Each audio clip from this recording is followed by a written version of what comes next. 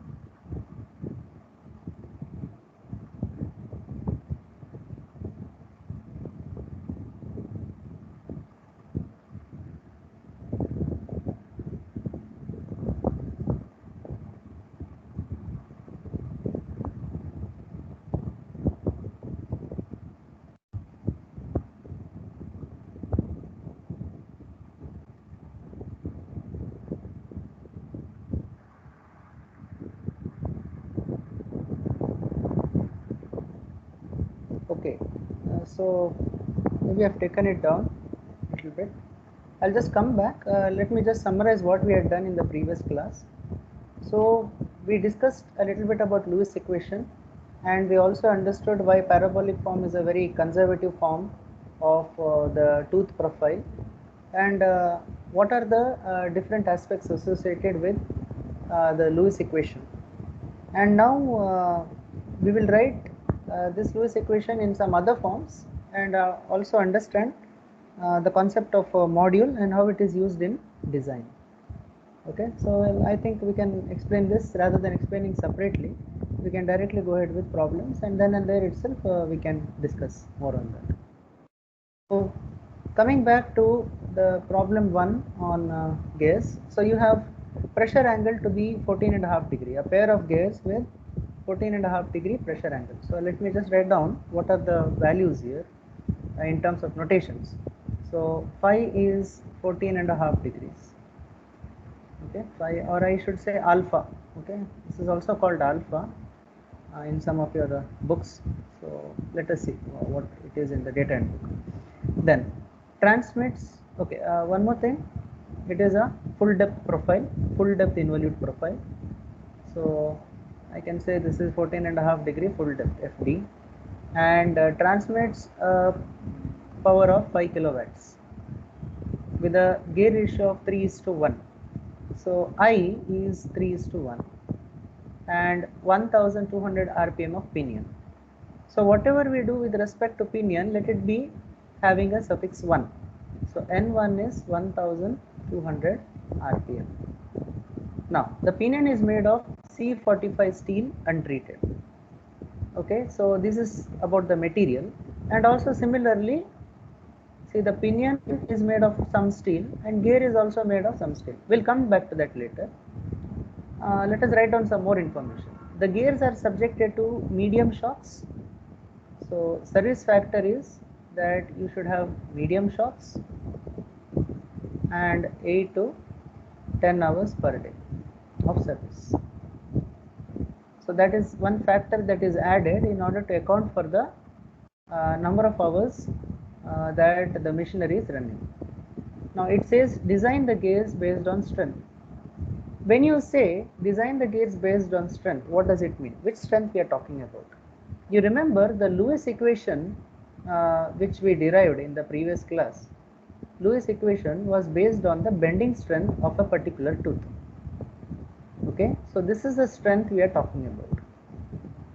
So design the gears based on strength. So whenever this sentence comes that you design the gears based on strength, it is to say that use the Lewis equation to find out what should be the parameter of the gear. Calculate the dynamic load and check for wear load. Check for wear load and calculate the dynamic load also on the gear tooth. So quickly we'll continue. So from where to start with? Now I is equal to 3 is to 1 is the ratio, is the speed given. So what does it practically mean here? So you have a small pinion which is meshing with a larger gear. Okay, so speed is 3 is to 1. When this rotates 3 times pinion, the gear rotates once. So this is the pinion and this is the gear. Okay, this is the general arrangement. Now I, this can be written as I is equal to, we know that it is n1 by n2. So speed is also have proportionally, that is the gear ratio is 3 is to 1. So n1 by n2 also is equal to 3. This is also equal to d2 by d1, the ratio of the pitch circle diameter, and this is also equal to z2 by z1. Now what is this z2 by z1? What is z? Z refers to the number of teeth. Z refers to the number of teeth, and we know that D is equal to M into Z. Okay, diameter is related to the number of teeth. Okay, generally speaking, the more the number of teeth, the more higher the diameter for a given profile. Correct? So this, what is this M? M is called as the module. So module M, which relates D by Z. Okay, D by Z is equal to M. So for a particular given pair, M will be a constant. You don't have M1 and M2 here. You may have D1 by D2, D1 by Z1 or D2 by Z2, but module will remain the same for both. And only when module remains the same for both, then only there will be a proper meshing. Okay, this ratio has to be the same. Okay, module M is equal to D by Z. Fine. So with this information, let us start. Now to design any gear pair for the system. See, when we say design for gear, what are the parameters of a gear? We know the gear has teeth. Okay, so that means what should be Z?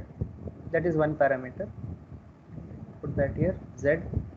What should be the diameter? This is one more parameter. If these both are known, then you will understand, okay, I can say what is the module. Correct?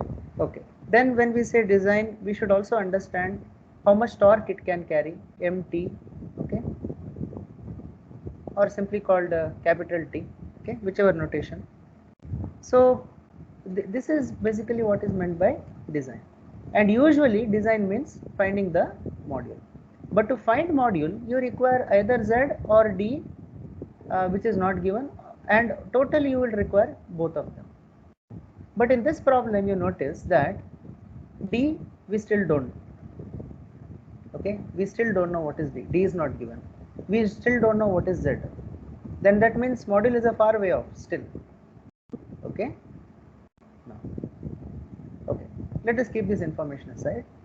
Now we know that pinion rotates the gear, whichever direction it is. There is a positive engagement of a pinion tooth with a gear tooth. Now, when you say design the gears based on strength, it actually means you are taking the individual gear tooth bending stress into account. So for example, if this is one particular tooth, you are interested in whether that tooth can take the entire load at that given moment. We know that we have discussed that ratio, that if it is 1:1, then only one tooth will be in contact. For higher loads, what we do for safety purpose, we will go for the ratio to be 1.2, where one tooth has not itself fully disengaged, the other tooth is already come into engagement. So that arrangement is also there. But considering that one tooth is given a ratio 1:1, that is at any given moment of time, that the entire load of the system is on one gear tooth. What will be the strength? Okay, what will be the size? What will be the diameter? How many number of teeth should be there? Which again translates to what will be the module. Okay. Now we have to start from some point, right? In order to get module and change the equation accordingly, you have to start from some point. Now this 3:1 ratio can be used by any of the combinations. For example, say you have 60 teeth and you have 20 teeth, Z1 and Z2. That is also possible, right? You may have 90 teeth and you may have 30 teeth. This is also possible. But which one will be optimum? Is it this one? Is it this one or some other combination? You need to be very specific. Okay. So let us start, but to start with we need to have some credible information. Okay. So let us go to, in your data handbook, page number 230.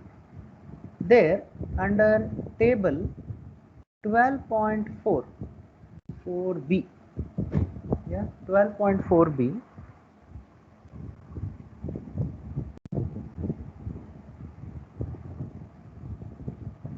12.4b, it says guide to selection of gear tooth systems. There you see for 14.5 degree, for 14 and that first one, for 14.5 degree full depth involute system. Okay, the smallest number of teeth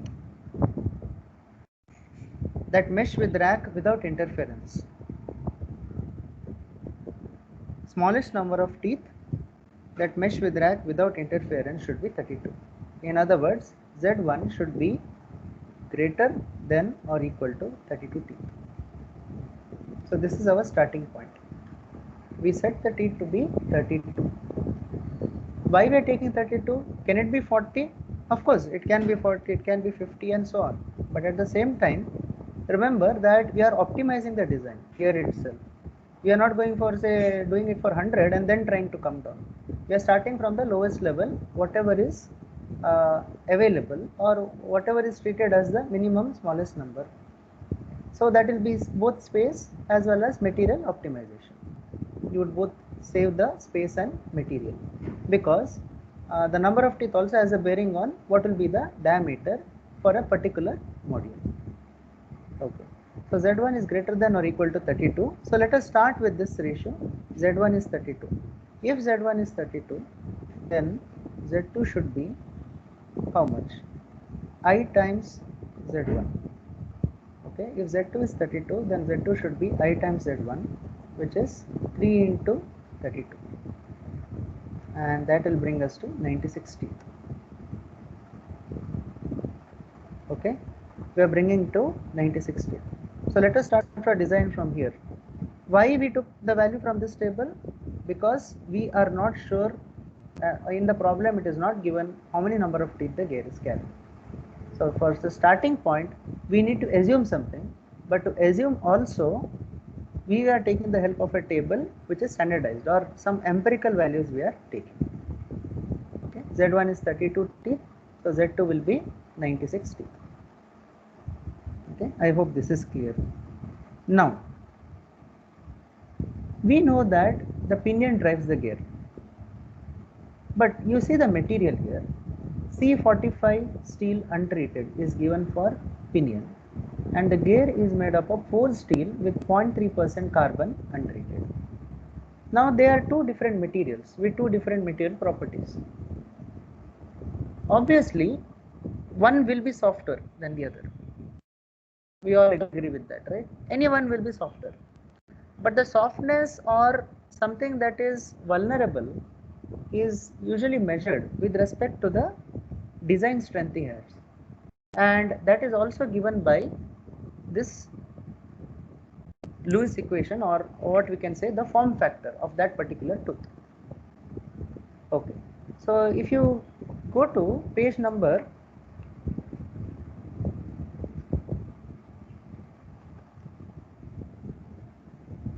let us discuss that equation first here. So page number 204. Okay, in that page you have the Lewis equation which we defined in the previous class. Okay, equation number 12.5a. Maybe the form has changed, but it is all meaning the same. So tangential tooth load Ft is equal to sigma d Cv b capital Y N, and capital Y is nothing but pi into small y, which is the form factor. Okay, or the Lewis form factor. Now Lewis form factor for many different loads, that is many different involute systems, is given from 12.5c, 5d and 5e. There are three forms usually we use: 14.5 degree involute, involute, and this actually represents the full depth system. 20-degree involute system, again full depth, and 20-degree stub teeth, again full depth. Sorry, that is stub teeth. This is not full depth. This is as we discussed in the previous class. They will carry 20% lesser height than the full depth system. Now, which one you have to use now? Here, we know that obviously you have to use the third one. The C one, C, which is the first one in the set of equations. So that will be a form factor Y. Now, just notice this equation. Ft will be equal to sigma d Cv, which is the velocity factor. Okay, Cv is the velocity factor. B, which is the phase width, capital Y into M.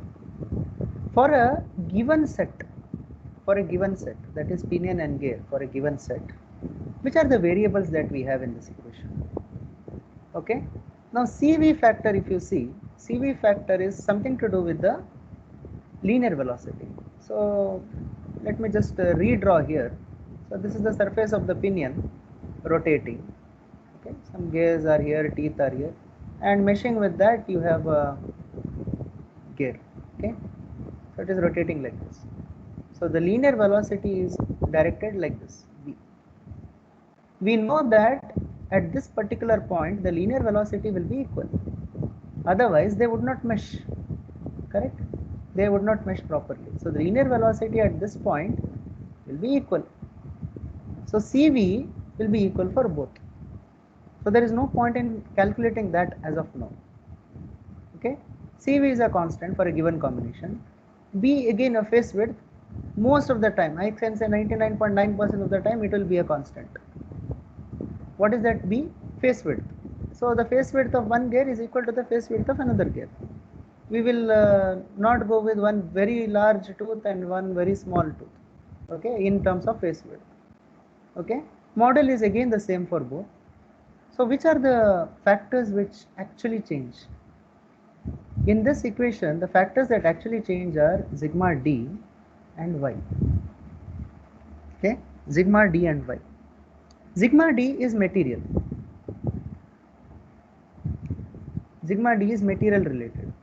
As we saw in the definition itself, one is C45 steel untreated. The gear is forged steel 0.3% carbon untreated. So sigma d is got from particular material base. What about y? You notice that y is nothing but pi into y, the form factor, and that y is again related to z.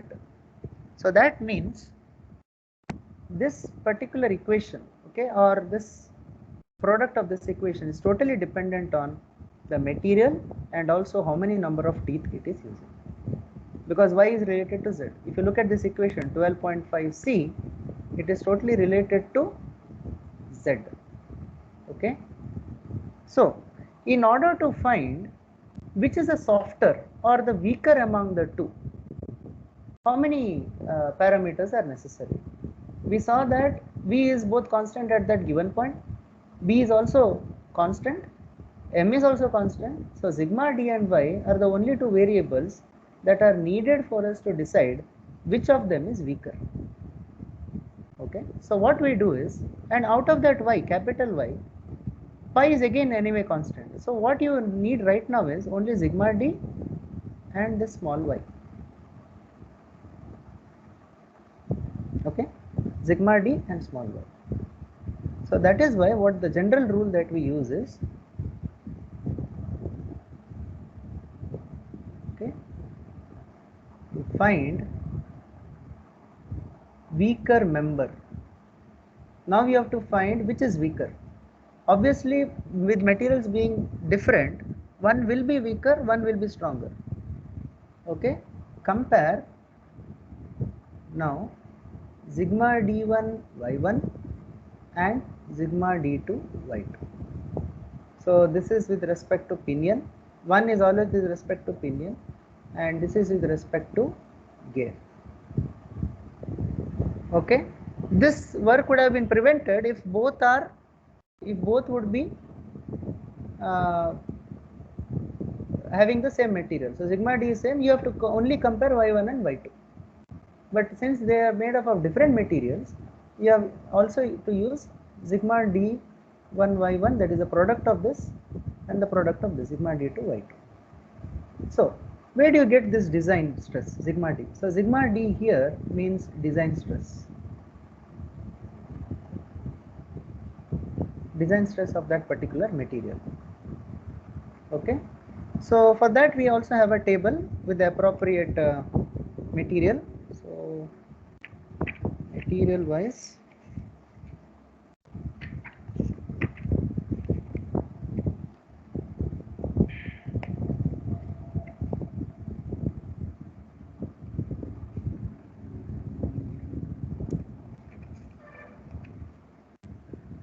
yeah, so go to page number 234, table 12.7, sigma d values for use in Lewis equation or Lewis formula. Now go to the statement of the problem. It says C45 steel untreated. Okay, for C45 steel untreated,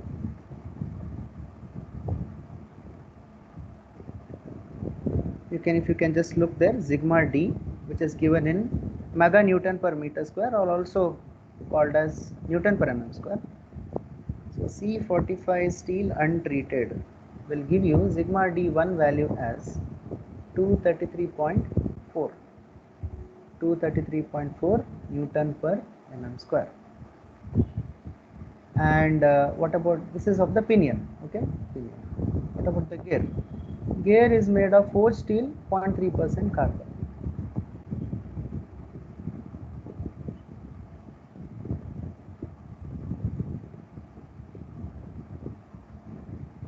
Forged steel, 0.3% carbon, it is untreated. What is this treated and untreated? We will find, we'll discuss that at the end of the problem. Right now we'll just take up that material. So this is 172.6 megapascals or Newton per mm square. Okay, you can also write this as megapascals.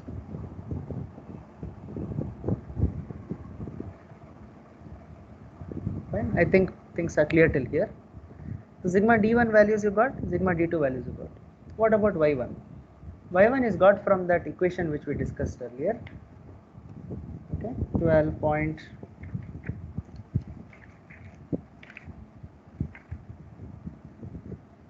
Okay, I'll write the equation first.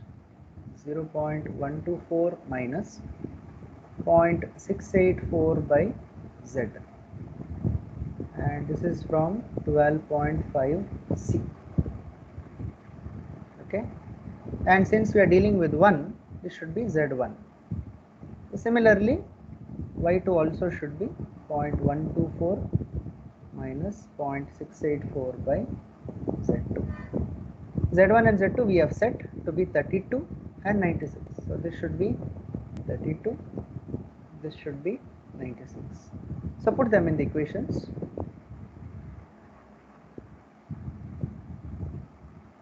I will just give you the values, just cross check and tell me. 0.1026 is y1 and y2, the form factor should be 0.1169. So you have all the 4 values needed: sigma d1, d2, y1 and y2. Okay, so compare the product. So make the product first. Sigma d1 y1 must be equal to 23.95, sir. Yeah. Yeah. It is actually 233.4 into 0.1026. I think you are right. 21.23 I am getting. Fine. And sigma d2 y2 should be 172.6 into 0.1169. this should give you 20.1769. Yes, sir. Yes. So now you see that this pinion being a smaller one, see only having 32 teeth, a smaller one, has actually raised the gear in terms of its strength. Sigma d1 y1 is actually greater than sigma d2 y2. So now we can say that gear is weaker. Okay, therefore gear is weaker, and design of gear pair is based on gear. So what does it mean that design is based on gear? Gear means the second one, whichever is driven. Okay, so here it means driven. Gear means driven. Okay, now what do you mean by design of gear pair is based on gear, or design of the system is based on gear? That means that if you design for the lowest one, the other one is already taken care. Okay, so design for this, see that all its parameters are taken care, it is not going to subject to failure under bending, then automatically all the properties will get enhanced when you put values for this, and this is automatically taken care. Already this is a weaker one. Always base your design on something that is weaker. In some cases you may get sigma d1 y1 to be weaker, but here in this case sigma d2 y2 is weaker, so that is why the gear is weaker. So design of gear pair is based on the gear. Okay, design for strength is also based on gear. Okay, some textbooks put it that way. So let us start now. Now what do we have in mind? We have only z value that we have set. Remember, only this 32 and this 96 we have set, nothing else.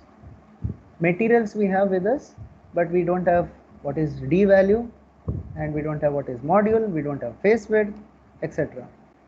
So when you say design for gear, all those things should be readily available with you. Okay, only then you can say that the gear is designed. So we will now move on to that. For that, we are going to make use of that equation where module is given, again the Lewis equation, a different form of it.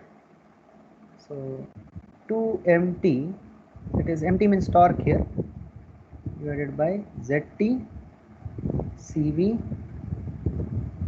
small k 10